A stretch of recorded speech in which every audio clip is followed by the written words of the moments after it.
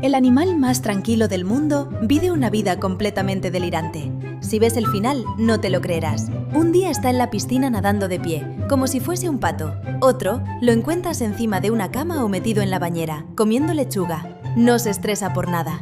Es capaz de dejar que un perrito duerma encima y ni se inmuta. Si te gusta cómo juegan estos pequeñajos, dale al like. Míralo cuando lo pones a correr con correa. Se vuelve loco. Y ni te cuento cuando se pone a bailar con su amigo. Son tan tolerantes que parecen felpudos. Mira cómo se le suben dos cachorros y él ni se mueve. Pero su cumbre de ternura es cuando terminan durmiendo en un lugar que ni tú ni nadie nos hubiéramos imaginado nunca. ¿Tendrías un capibara de mascota? Dínoslo en los comentarios y suscríbete para ayudarnos a crear nuestro propio refugio de animales.